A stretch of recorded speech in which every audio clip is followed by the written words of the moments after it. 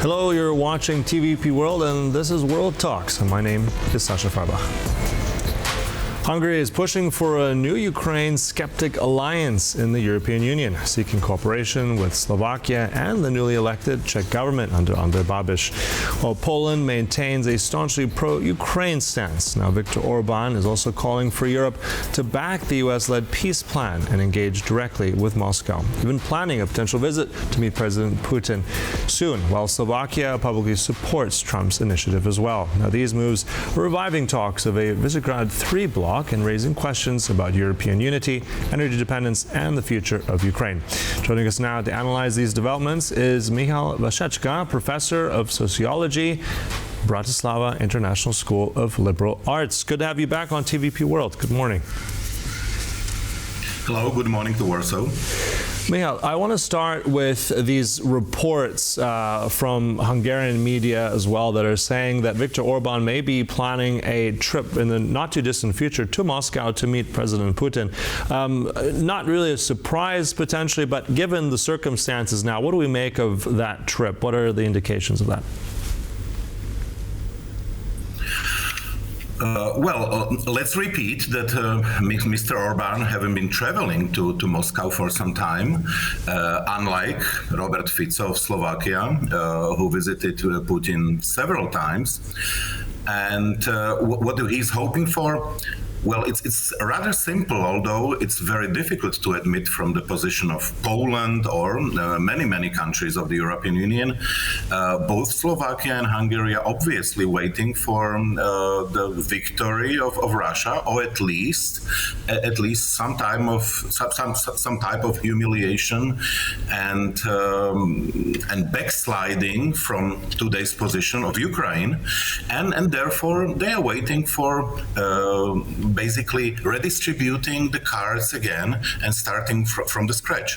So they are hoping for a new momentum in international affairs, and they hope that they will be the first ones who will adopt and basically act according to new norms, and therefore might be leading the figures of Europe in this sense. Of course, one might say that this is very illusionary to think that small Hungary and Slovakia might be better off than old member states and really important players such as Germany, France, etc.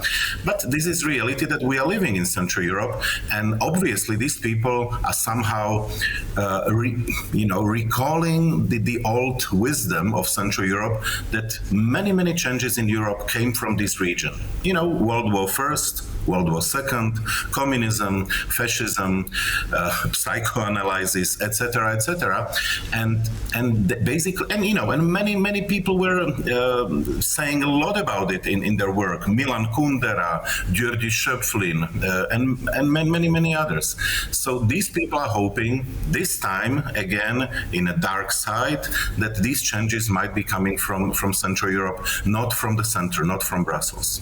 All right. So as you pointed out there, I mean, there is, let's say, the dream politics of some of these politicians, and then there's the reality. I mean, the European Union as a bloc, bigger countries altogether. I mean, it's hard to believe that now these smaller countries are going to dictate policy. But I want to ask about a little bit more on the day-to-day politics of this. If we're looking at how the European Union works, if we're looking now at how coordinated would such a bloc be if, let's say, Hungary begins to coordinate more with Slovakia, and then potentially Andrej Babiš through the Czech Republic, and we're not quite sure where he stands fully yet, but let's say they do cooperate. How much, let's say, can they realistically get done if they, let's say, form a certain type of coordination? How fragmented could Europe be because of their efforts?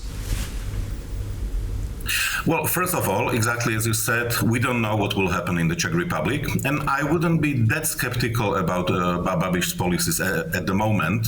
Mr. Babiš is very pragmatic, and he will be coordinating certain activities with Budapest and Bratislava, but I would be skeptical that he would be under some guidance of Budapest. The position of Slovakia and Hungary differs as well. While Viktor Orban Orban is not really communicating with Ukraine, is not providing any weapons, not even selling weapons to Hungary, and very often blocking various decisions of the European Union. I mean, I don't want to go into details.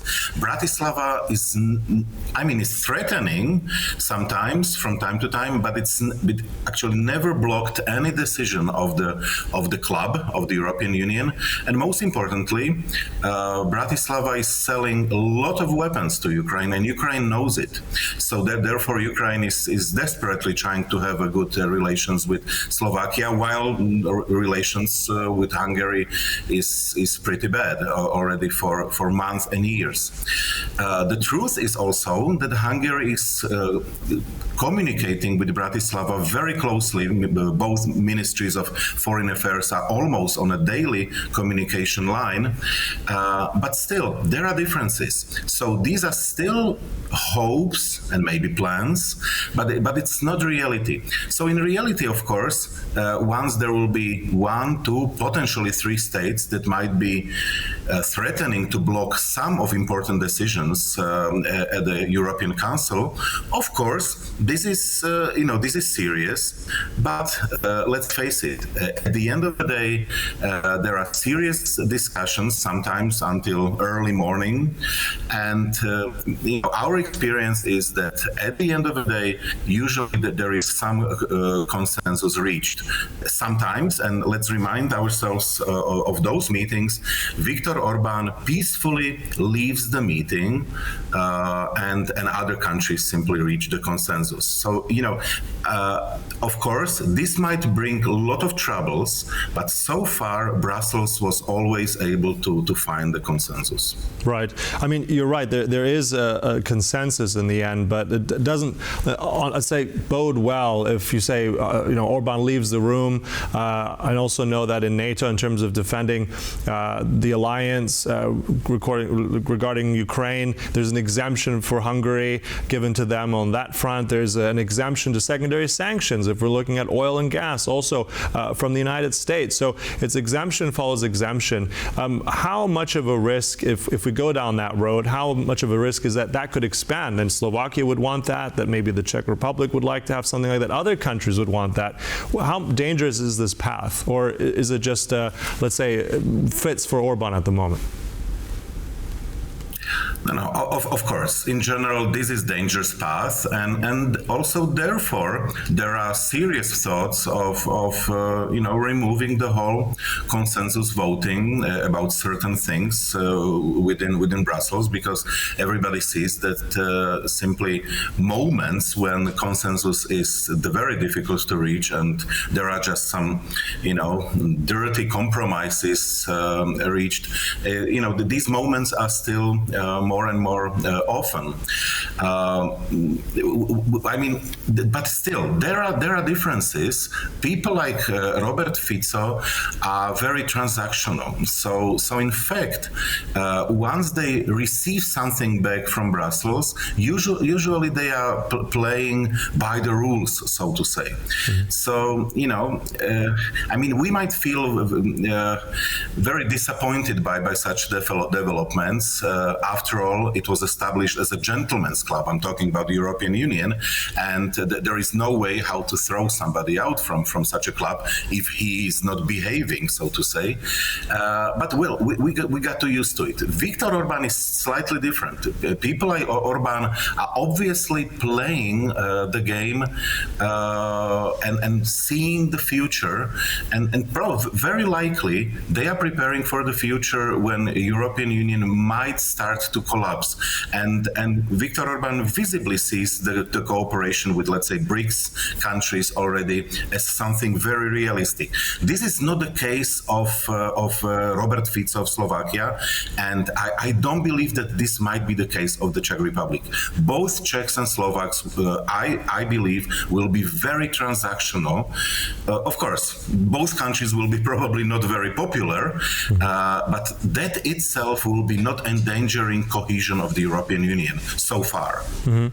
Just a brief last point. I'm conscious of the time, but I do want to ask you, I mean, we know that Hungary faces elections. Viktor Orban is up against a tough opposition this time round. I mean, there's still time to go, but given how geopolitics is changing so much, now with his stance on Russia, with the exemptions from what he's getting for oil and gas, how is this going to play out, you think? Is this going to hurt him in the end? Is the criticism coming from Brussels going to help him? How do you put it? I mean, we have months still to go, but where are we now if we're looking at the elections in Hungary? Honestly speaking, knowing public opinion polls from Hungary, the position of Hungary and the unpopularity of Hungary these days is not really something what will lower the chances of Viktor Orban. This is something what is happening for years, and Hungary became pariah of the European Union years ago. So it's much more the economic situation. It's much more the autocratic style of ruling the country, which will be deciding the fate of Viktor Orban's government. And the dynamic of Hungarian society suggests that also Peter Magyar is talking about these issues much more than about international affairs. All right, so we'll have to see where that goes, but it's going to be one to watch for sure. Look, thanks for all that and comprehensive insight as always. That was our guest here, Michal Vašečka. Thank you so much. And thank you for watching World Talks. And stay tuned. There's much more right here on TVP World, so don't go away.